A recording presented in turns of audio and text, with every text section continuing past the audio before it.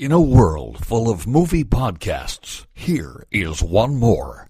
Welcome to Defend Your Movie with Sean Donnelly and Andrew Fiore. The time has come again. The champion must stand. It can only be one of us. Victoria! So stand up and fight, my friend. There's a title you must defend. Shut it on and on. Bring it to me. Defend your Hey folks, welcome to another episode of the DYM Podcast. It's a whole new era, it's a whole new world here at DYM Studios. DYM Central. DYM Cinch. My name is Andrew Fiore, along with my lovable co-host Sean Donnelly. How are you, Shawnee? Hello there, Andy. It's so great to be recording here on the DYM compound. Yes. We should just steal everybody's thing. Like Yes. the Kumia compound, we have the DYM compound. Whatever Rogan has, whatever fan names they have, we'll just rip those off. We'll just do that. Yeah, for sure. I like now I know people can't see this, but you've got a real 1980s radio DJ look going right now. You've got like kind of a Hawaiian shirt. It's a Hawaiian print. The V-neck, the cut's very low. You got some chest showing. Yeah, I'm running a strip club after the show, Andy.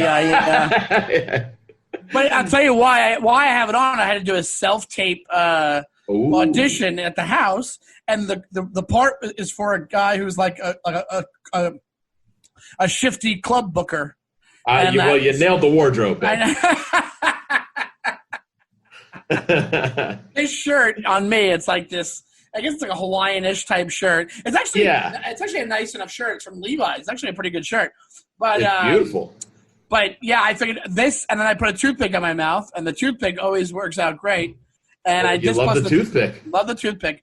This plus the toothpick was the whole ensemble, and me with I had my balding hair, and I think I really pulled off shitty club owner. You know? Yeah, absolutely. You look like a guy who stiffed somebody for some cash. Yes, absolutely. Yeah, exactly. Were you ever a toothpick guy at any point in your life? I think I had maybe a couple of very short stints.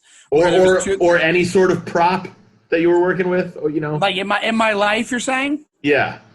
Yeah, maybe a toothpick here and there at some point. Like when I don't know what. Maybe I had something in my mind that it looked cool or something. It does kind of look cool. It looks really cool. Yeah, but also it's short lived. Like I didn't do it for a while. I tried things in my life before. Like I tried spiked hair a long time ago. Right.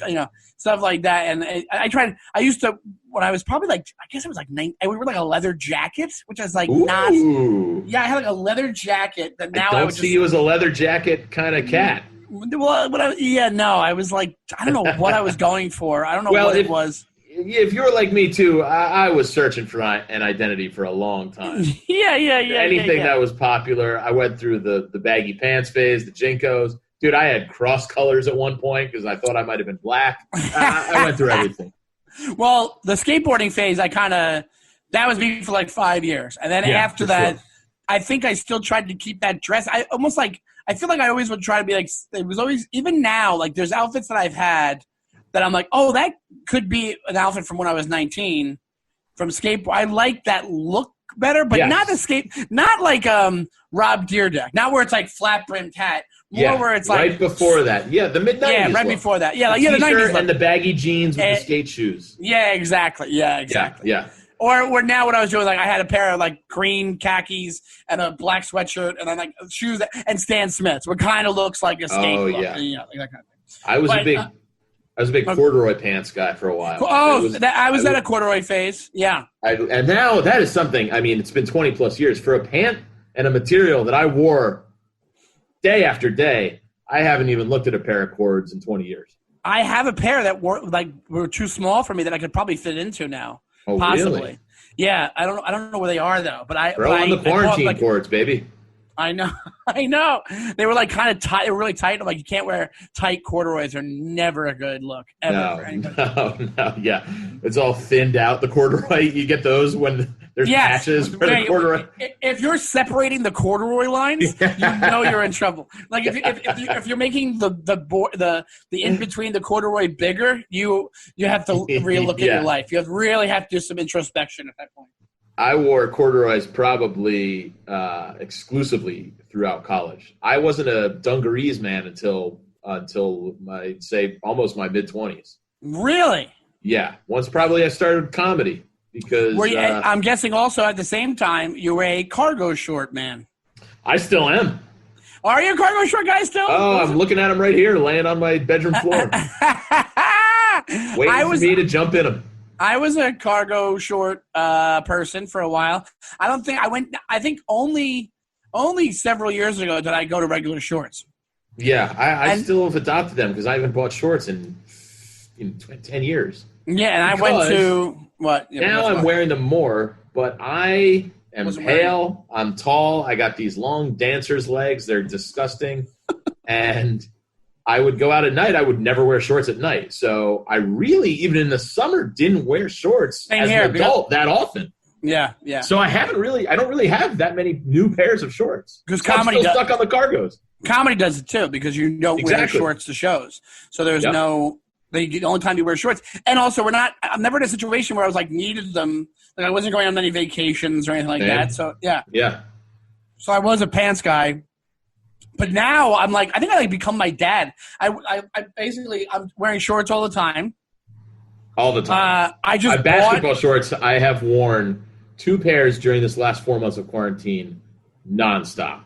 Yeah. I bought a pair of these shorts called Vioris, which I bought them because they kept showing me the ads for it. And I was like, these got to be good. But they're like kind of expensive when I bought them. And they're really comfortable shorts. What are they called? Vioris? Maybe that's Vioris. Yeah. Maybe it could be like my cousin. Like the name got lost when we came over on Ellis Island. You know, like he wasn't Fiore. Maybe you're the rightful heir. And they wrote it differently. Maybe the rightful heir to the Shorts dynasty. I was come from a Shorts empire and I didn't even know it. I'll tell you one thing though that I still do from childhood. You're looking at it right now is the baseball cap. I will never. That's been my mainstay since 10 years old. I was always a baseball hat guy. Early 20s, I was a baseball hat guy, and then now I do it because I'm balding. I guess I realized that I'm balding more than – I guess I'm bald. Am I bald or balding? Well, it seems to me that you've been at this place for 10 years or maybe a little less than that. But you don't seem to be losing any more hair, I should say. Yeah, it's like at this weird thing where the front of my hair is like balding, and the back it's got the horseshoe. Decent. Yeah, the horseshoe, but with a little bit of a. You've really got the Costanza. I don't have the Costanza. I'd have to get. I wouldn't have. You got more on top. I have more on top of Costanza. Yeah, but I don't. I'd almost rather just have the Costanza in a way. Yeah, but you do wear a hat well. You wear like that Irish guy hat well. I don't know what those are called. Like I haven't done that in years. The newsboy cap thing. Yeah, the newsy hat. I used to wear those cap well. I used to wear those all the time, and then I stopped because I think everybody was like, "Oh, you're like are you like a Dropkick Murphys guy or something?" Like I didn't want to like be thought of as like, "Oh, you're like a guy like pretends to be some like Irish from the turn of the century or something," you know? Yeah, when you throw one of those on, you really fit the stereotype. Absolutely, but I haven't worn one in years. I've just been wearing baseball hats for years. I still like those hats. I get the duckbill ones, the ones that are like more right. streamlined. I could never pull those off. And now that my hair's a little shorter now, I'm so happy to wear hats again because I was wearing my hair long for a long time, and didn't look right with hats, and it was too mashed down. And now that I've gotten a haircut, I'm really rediscovering baseball caps, and I miss them so much, and I love them, and it's so nice to walk out of your house. You don't got to care what your hair looks. You don't got to comb it. You just throw a cap on and go. I know baseball cap's great. Hey, ladies. Well, you know what I just looked up, and this is so sad. I saw an ad for Keeps. I'm just obsessed with like internet. Keeps is like where you keep your hair. Like I guess it's supposed to be like you keep whatever hair you have. But the guy in the ad. I understand. Like, it's a pill. It's like a pill. It's like a pill for a hair. Oh. And I looked at it. Some sort of hair locker. I didn't. No. I had no idea what you meant.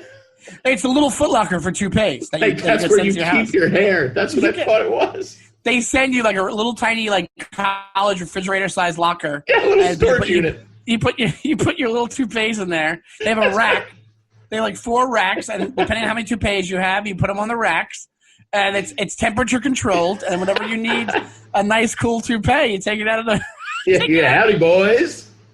No, who's ready for a night on the town? I was always very anti anything to do with hair, but when I saw this thing, this guy was like, "Oh, after 4 months, I started growing back my hair." I was like, "Really?" But isn't that what you've always heard from him? All this stuff.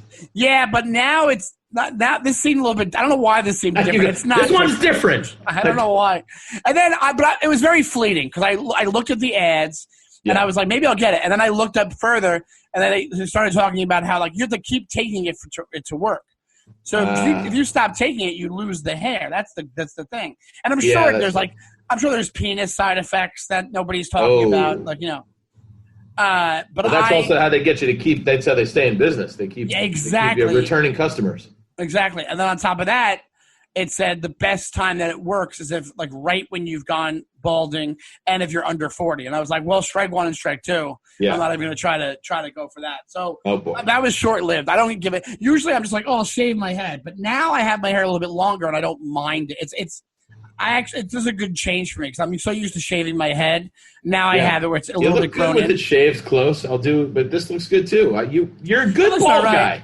I'm an all right bald. This is a little bit too.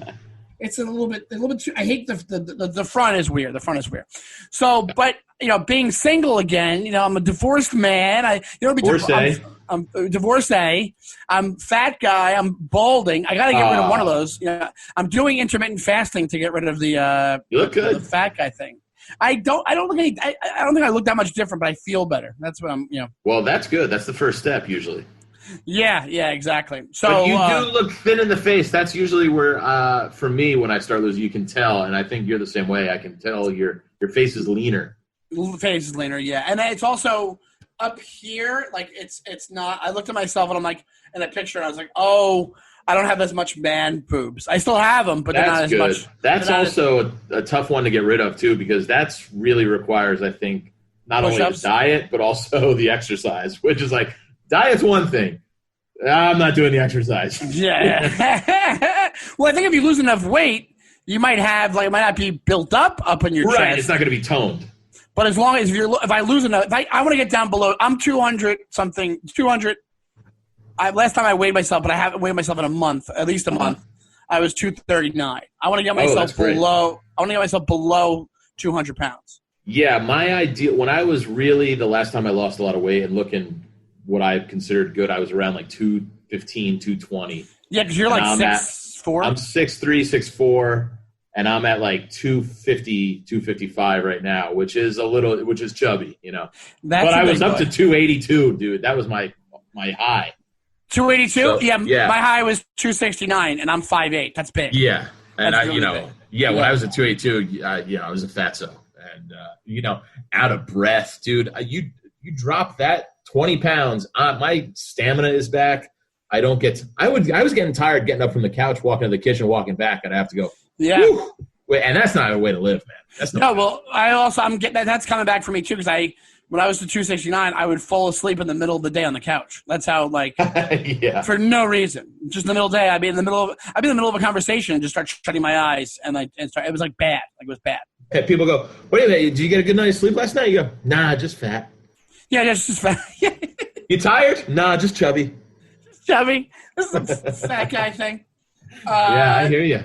So I've actually been eating a little better in the quarantine because and this is going to sound stupid, but I'm controlling literally every single thing that I eat from the grocery store.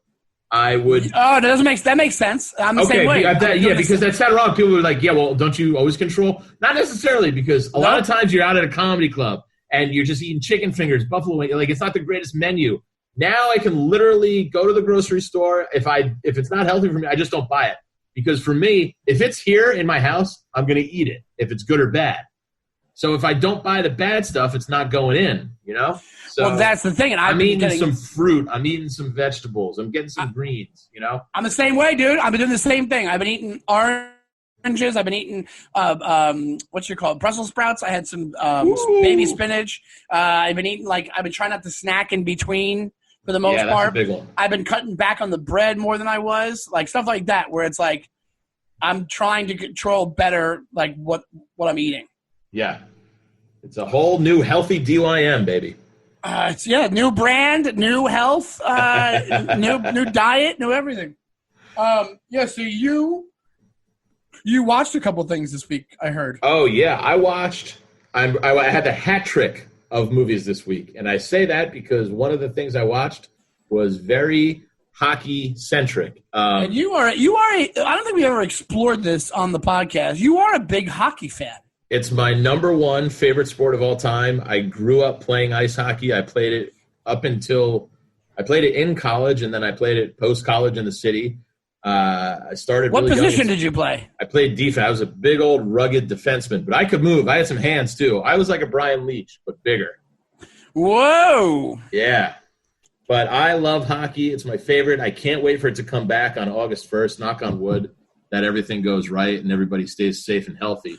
And your team is My team is the New York Rangers, the greatest franchise in all of sports history. I love them so much. It's just my favorite. I'm passionate about it, and I'm so excited for it to come back. So I have a text chain with my two other friends from growing up. All three of us are diehard Rangers fans. And my buddy Scorsone, he said, hey, there's a great documentary on Amazon called Valiant. And it's the story of the first year of the Las Vegas Golden Knights.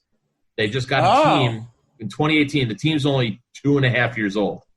And they had, for a expansion team, the most historic season of any expansion team. I don't know, Sean, if you remember. They went to the Stanley Cup, right? To the Stanley Cup Finals, which everybody picked them to be dead last, which – nobody would have batted an eyelash at that, too, when everybody was doing their preseason, who's going to finish where. I was in Vegas. I was in Vegas when it was going on.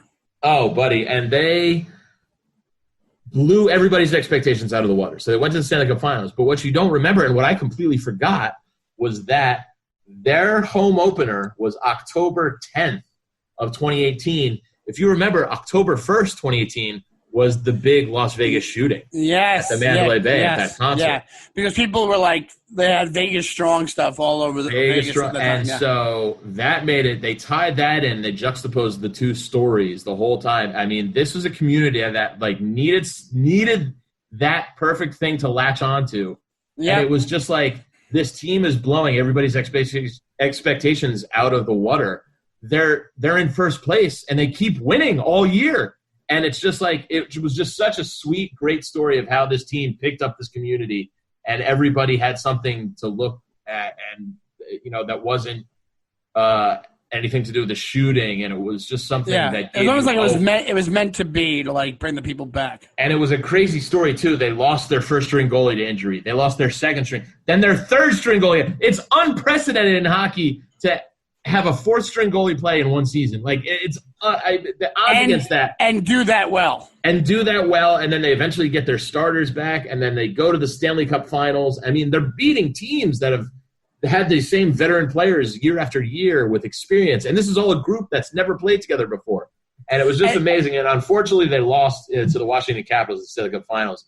But what a story. A really great – I mean, I was blubbering by the end, but it was just such a sweet story because they're doing interviews with the cops and the firemen and the townspeople, family members who have lost people in the shooting, and just how the Vegas Knights just they picked the community up, and the guys, the hockey players, they were going out to the community, and it was just a really great story. If you like hockey like me, or even if not, it's just a really great story. The documentary was actually good on top of that. It was well made. Yeah, very cool. Definitely a must-watch for any sort of hockey fans or any sports fans in general. But that was my first one. What about you? I watched a couple of movies, but I can only remember one of them. I don't know why I can remember one of them. But I liked it a lot. Palm Springs. Did you watch Palm Springs? That was going to be my other one. Yeah. Wasn't it great? I loved it. I thought I loved it too. Yeah. I like anything with like time travel. I also find it interesting. If you don't know the plot, it's like Christine Milioti's in it, Andy Samberg, who are both great. Who are both awesome in it, and it's that Andy Samberg is living in this what would you call it? This infinite time loop. Time paradox thing where he lives the same day over and over again. It's essentially the Groundhog Day. It's Groundhog Day, yeah. Groundhog Day. He's living in a Groundhog Day situation, and he wakes up, same thing happens every single time. He hangs out with Christine Milioti one night, and then out of nowhere, this guy's after him, and he runs to this cave, and he tries to shoot Christine Milioti away, and she follows him. And it turns out, if you're going to this cave, you're part of the same paradox, whatever it is. So it's the whole idea of them like getting to know each other, and like they have like a friendship that turns into whatever. I'm not going to ruin it. Yeah, it was great, and it was so different from Groundhog Day, where you go, that's exactly like Groundhog Day, but it was just different enough where you go, it's a completely unique movie. Here's the cool thing: it was like they remembered what they did yesterday. So it wasn't like Groundhog Day and that where he knew what was going to happen, but they also had shared experiences where it didn't it's like Groundhog Day with two people. Yeah. But it was very cool. But also the weird part about it is they don't bring up Groundhog Day once. Right. The whole movie, I thought there'd be like some kind of like even like an off remark from Andy Samberg, like, I'm living in Groundhog Day, or just like, or have like even if it was like a weird like remake of the Ned Ryerson thing, like the Ned Ryerson, like something to be like, oh, there's your homage to Groundhog Day, but nothing. Which I kind of like. Yeah, it's kind of cool. You're making your own thing. I think that too. I think they knew everybody was just going to immediately go, this is like Groundhog Day. Yeah, it didn't need to. Because Groundhog Day is so good. There's been college classes taught on Groundhog Day. The philosophy of Groundhog Day. I remember going down a wormhole one time trying to figure out the actual time spent for Bill Murray, and it was just something like it was 1,000 years. Something ridiculous. Everybody's got different theories. That's the thing. It's like there's really no way to prove it, but somebody tried. I think they did online, right? Somebody wrote something about like figuring out how long he was there for. That. And it was like 10,000 years or something. Like it's something insane. Like, that's what it was, 10,000.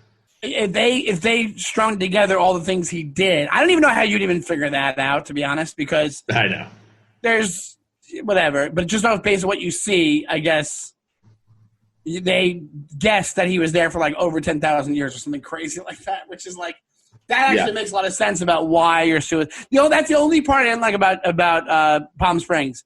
The day. It's like the second day or the first day she finds out she's in the paradox, she tries to commit suicide right away. Yeah. That's the only thing that annoyed me about it, because I was like, well, you wouldn't do that right away. You wouldn't do that, like you would do it after you can't take being there anymore. Like that kind of thing, Yeah. No, it was great. I enjoyed their journey together. I really enjoyed it. And it's like, that's the way the movies are going to be now, man. It's like, this would have been in the theaters easy, and it wasn't. Oh, for sure. And I got one more that I loved, which had a little bit of controversy behind it. And I can't remember if we talked about it or you mentioned to me that you saw it. Did you watch The Hunt? No, but I want to see it. Dude, I loved it. And this was a last gasp movie selection one night this week. I had felt like I'd watched everything, and I just clicked on The Hunt. I watched the preview. I go, nah, all right. And then I finally went, fuck it, I'm just going to watch it. And I loved it. Becky Gilpin, you might know her from Glow. She's the blonde hair. She's Miss America from Glow. She's great. She's really fun. It's got a great cast. Like Barinholtz is in it. Hilary Swank's in it. Ethan Suplee. Emma Roberts. Really fun plot and a really fun movie, dude. It was really great. I tried out for that movie to play Redneck. Yeah. Oh, no, I tried out for Hunters, the TV show with Al Pacino. I think that was it. It's something totally different. So Ethan Suplee is in it, and is he jacked in it? No, he's thinned out a little bit. He kind of, he's not a slim guy, but he's not a fatso anymore, Really? Because now he's jacked. So how long ago did they film that? Well, it came out. Came out in March, and when he does that podcast, he shows pictures of himself working out and everything all the time. Well, if I'm watching this movie, I wouldn't say jacked, but all right. He's got a small character. He's not even really that big of a part. But it was written by the Lost guys, Damon Lindelof and Carlton Cuse? Yeah, exactly. It was? Yes. And it's a Blumhouse production, which I love. And basically, 12 strangers, they wake up and they don't know where they are or how they got here. And they kind of figure out that they're in this, what they think they've heard of this internet conspiracy theory about how these like left-wing elitists kidnap like redneck conservative Republicans and hunt them for sport. So they think they're in that. And then it just goes bonkers. And it's fantastic, dude. I loved it. And I know that sounds political, but it's not in the slightest way. Just trust I think people will enjoy it. I just think it's a fun movie. It's got a great cast. It's well acted. It's got that Blumhouse, like, not gore, but it's like, it's violent, but it's also got the comedic moments. Highest recommendations. Fiore's 5-star pick of the week. I gotta check it out. Yeah, I watched 3 great movies this week. Are you going to the apps at all? You doing a little apps? I'm telling you, buddy, I'm on the apps, but I'm not having any luck. It's like I'm fishing and it's about to rain. The fish, they've all gone away. They know it's a rainstorm coming, and they've all gone to their respective wherever fish go. I don't know where I was going with that fishing. I've matched with a few people, but every time I like really get into it, like I met up with somebody from one of the apps, and it was just like not what I thought it would be. That's the problem with the apps. It's not what you think it's going to be. Do you know what I mean? Like that's the issue. Of course, it always is. Even in normal times. Yeah, exactly. Yeah. So I don't know. Part of me is like I want to give it like maybe another week, or maybe in a week, because I think I just had a couple people I was talking to, and then I think I'm just going to erase them from my phone. Really? I think so. Yeah, I think so. I don't know. I've just been on the one. I've just been on Bumble, and maybe I'll tell you. Download another one. I don't know. When you go on regular dates, what's a deal breaker for you if you go out with a girl? Like this actually would be good for any women listening to the podcast.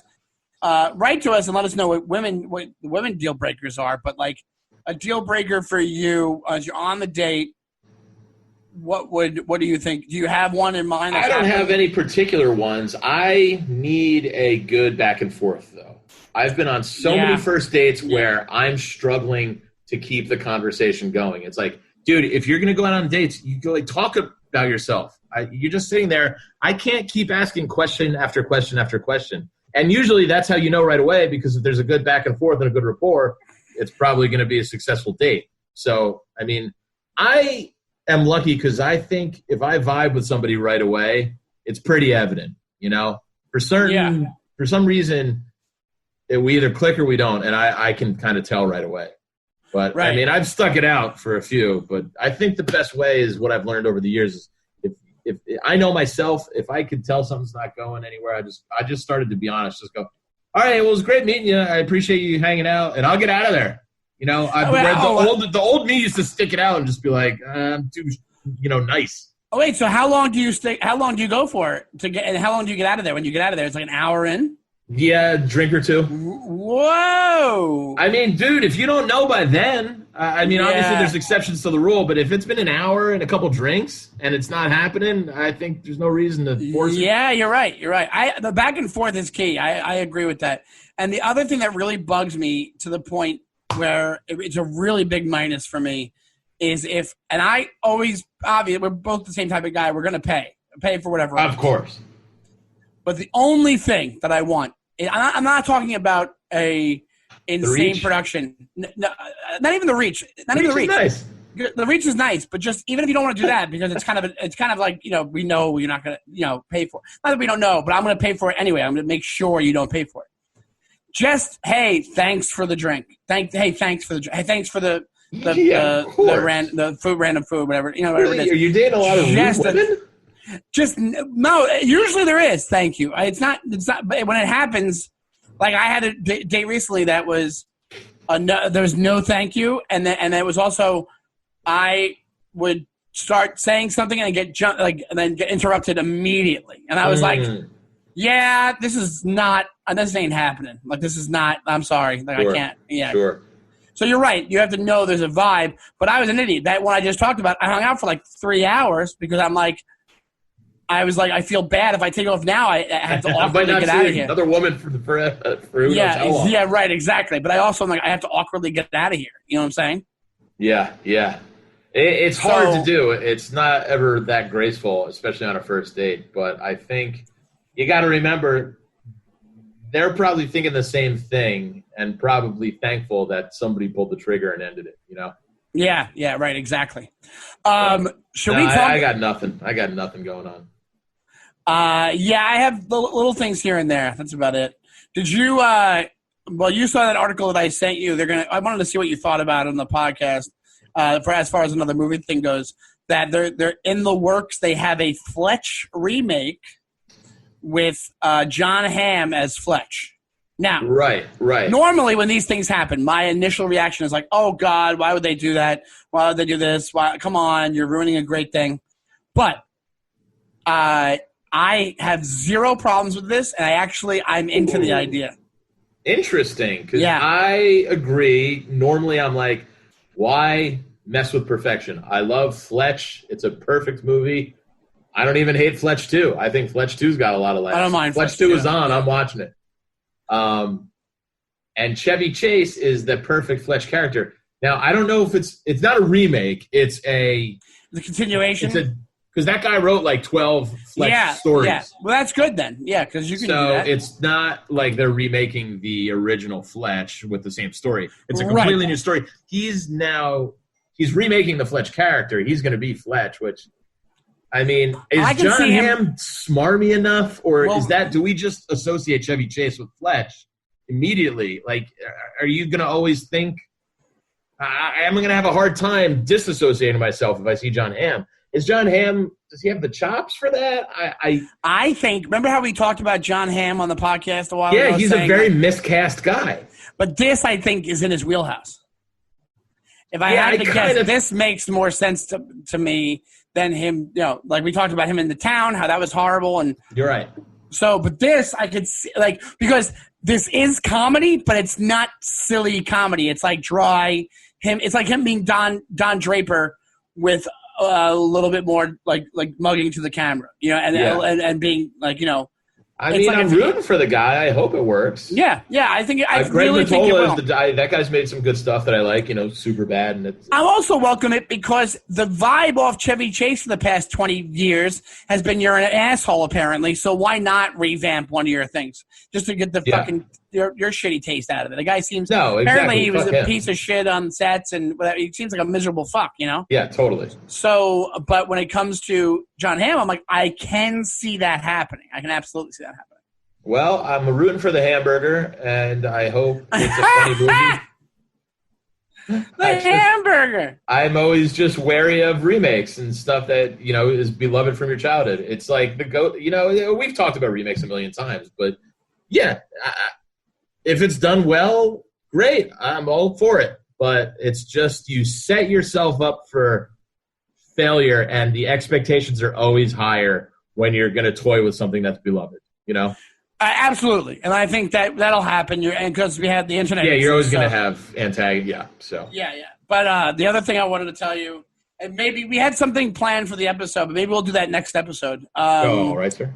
Because we got to wrap it up fairly soon. But the thing, did I tell you what I did? Well, if you know Sean Donnelly, he's a fan of barbecue. If people who know me, if you know Dutchie. You know Dutchie with the barbecue. Oh, yeah. The smoker debacle. The inside smoker.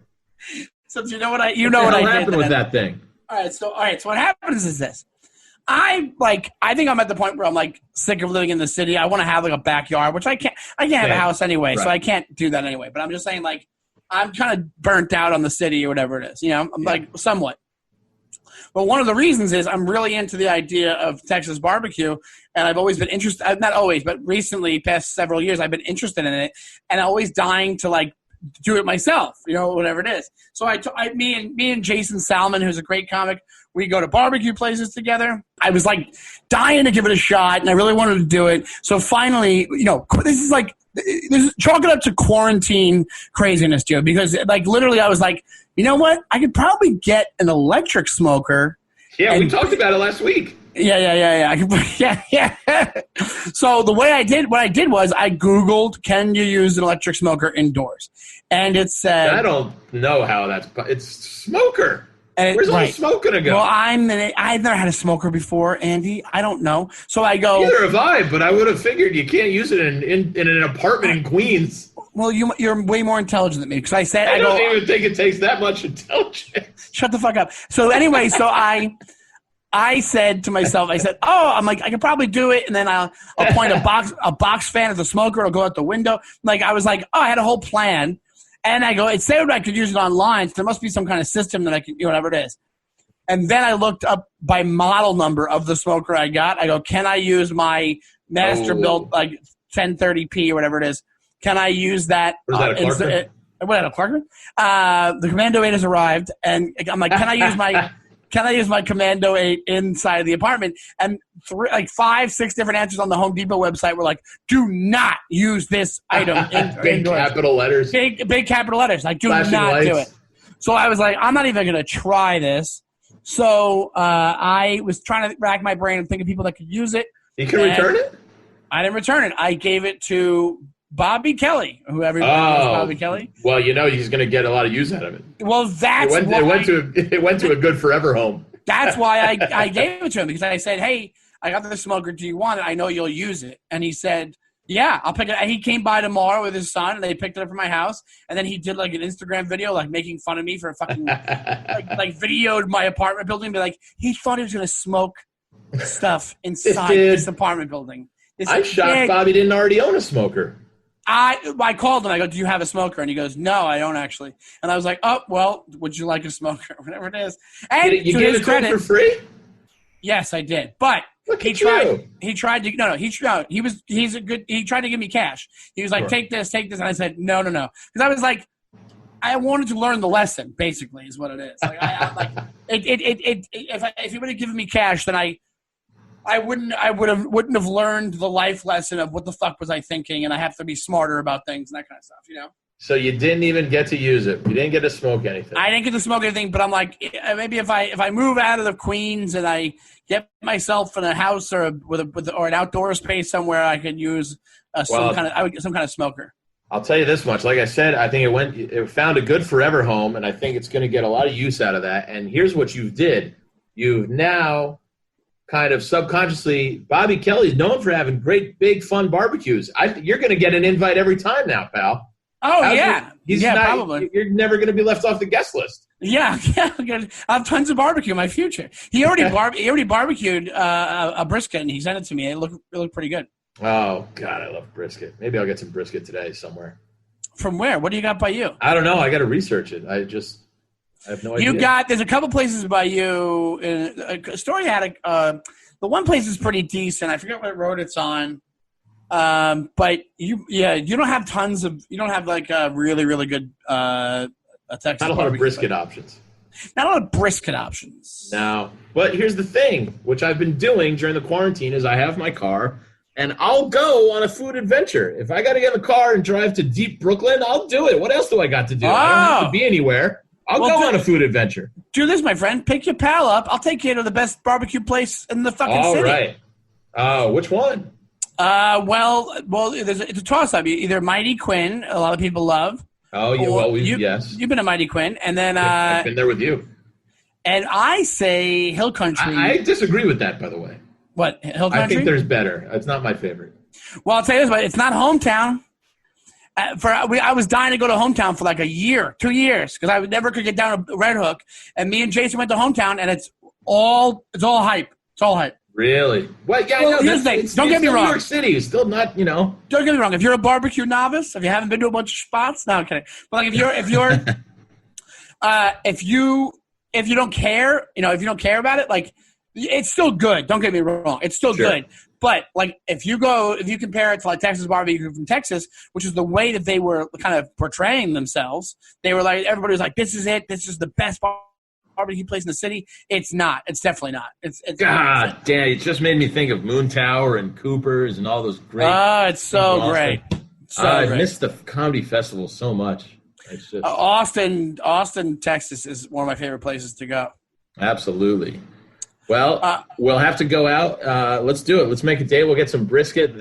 I'll pick you up, and we'll be a real Dutch and Cool Breeze road trip. Ooh, we can film it and put it online for the DYM listeners. Sounds good, man. Well, let's wrap this boy up. Well, just defend your meat. There you go, defend your meat. Well, let's do a defend your meat episode. Beautiful. And then we'll do, what do you like there? Sausage? You like a cow? What do you like there? I like it all. I love the meats. Are you a rib guy? What are you? I love all that shit, dude. Ribs. I had some sausages last night, some Italian sausages, a little spicy to them. I love andouille sausage. Oh, God. I think I've met one person that doesn't like barbecue. Only one. Yeah, I mean, come on. Unless you're a vegan, vegetarian. Oh, yeah, if you're a vegetarian, I get that. You're a meat eater. How do you not love it? Yeah, you can't, right? If you're it's a so meat eater, tasty and delicious and salty, and you get all these nice different rubs and sauces. The best. There's got to be less and less red meat eaters back out there, you know. Also, if you're listening and you're a defender or a DYMer or whatever we're going to call them, a dimmer. Oh, a dimmer! Is that Dimmers. The new? Is dimmers good? Dimmer. I like dimmers. That's not bad. That's not bad, right? If you are a dimmer. I mean, the defenders are the OG, though, so I don't think that should ever die. That shouldn't die, you're right. If you're a barbecue nerd and you know of a good place. Dymwits or something? Yeah. The Dymwits, DYM wits. Oh, that's fucking funny. If you're a dimwit and you... I like dimwits. I like dimwit, dude. I think dimwit might be it. If you're a dimwit... Too. I think we might have coined a new one. I think it is DYMWIT. Yeah, I like it. All the Make a t-shirt, somebody. Oh my God, you're growing the brand, Andy. We're like teaching a course in social media right now. Absolutely. Somebody make a logo. We'll make a Dymwit logo. Someone make a Dymwit logo and send it to us on Instagram. It's at DYM the DYM Podcast on Instagram. Yes. Message it to us. We'll follow you back. We'll shout you out on the podcast. We'll shout your site. The Dymwit, DYMWIT. What would that look like? That's so funny to me. But if you're a barbecue nerd, let us know where we should go. Even if it's, you know where we should go, Andy? I'll take you. Oh my God, dude. Oh, I wish everybody could see how excited Sean just got over my eyes just lit up. I'm gonna take you. You almost popped out of that Hawaiian shirt, baby. Dude, we're going to Hoodoo Brown in Connecticut. We're going. It's we'll take her. I think it's like an hour and a half away or something like that. Great, we're fucking going. We're going in the midday on a weekday. We're going we should go next week, dude. Okay, sure. It is the best that you'll have in the tri-state area. It's great. I love it. Dude, let's do it. Oh my God, we're doing it. And let's do it early next week, and let's have we'll tell the Dymwits about it on DYM road trip. We'll do some Instagram stories in the car. We'll do it at the restaurant. It'll be great. Dude, let's do it. All right, sign me up. Let's plug our things there. You are Andy Fiori on social media. ANDYFIORI with the @ in front of it across all social media. The radio show on SiriusXM is every Thursday at 4 p.m. on Raw Dog SiriusXM 99. It's the Raw Report with me, Liz Fioriotti, and Jason Shapiro. Fun show this week with Esther P. And Guillermo Diaz, Scarface from Half Baked. So fun. Oh, that's cool. I like that. What you call it? So I am at Shawnee Time on Instagram and Twitter. I have a new UFO podcast called Skylight, which you should check out. Thank you. I had Jeremy Corbell on it, who was the director of the Bob Lazar documentary. I just had Henry Zabrowski from Last Podcast on the Left. So make sure to check that out. Also, I will be near Valley Forge, Pennsylvania. I forget the name of the town, at Soul Joel's comedy show tomorrow night. When this airs, it'll be tomorrow night. We're doing one show at 7 p.m. Nice. I think it's Reuters. It's like a theater setup. I think it's like a social distancing. He's doing even if it rains, he has like a tent with a theater-ish type deal going on. Yeah, I did it. It's fun. Yeah, so please come by there. I'm sure the tickets are pretty cheap, and come by and say hi. Let me know that you're a defender Are you a defender or are you a dimwit? Which one are you? If somebody comes up to you tomorrow and says they're a dimwit, then they're a real defender because that's fresh off the presses. That's hot off the presses. Anyway, so that's it for us, and thank you guys so much for listening. Please, I can't say this more. Please subscribe. Please review the podcast. That'll help us out. We'll do incentives. What can we do? If you get us 20 new reviews on the podcast, we'll do an extra 2 episodes. Do something like that. Like just we have to get the word out of the podcast. It could be your pick or something. We'll send you some stuff. I got stickers and trinkets and treats. Yeah, I got stickers here too. I got stickers. It's not for the podcast, but it's my communion picture, and it says "fucking funny." My friend made it on the thing. I'll send you pictures of my face if you give us 20 reviews. Is that incentive? Mine's my face too. It's my little logo. So. Nice. Oh yeah, perfect. You'll get an Andy and a Sean, a Dutch and a Cool Breeze sticker. Oh, beautiful. Which also has to be made a tandem. Oh, yeah, exactly. We should get I'm a dimwit stickers made up. Yes. Well, if somebody has to send us a logo or a graphic for what a dimwit would look like. And here's what we'll do too. If you adhere to what Sean says, we'll give you a DYM nickname. We'll name you. Yes. We'll take a look and we'll see. So I'm Cool Breeze. That's Dutch over there. We'll give you your DYM Dimwit nickname. So we'll be part of the Dimwit fan club, and you'll have your code name. It'll be great. Perfect. Thank you so much for doing this, Andy. You're the best. Well, thank you. We'll see all you guys next week, and thank you so much for listening, and we love you. Bye. Bye.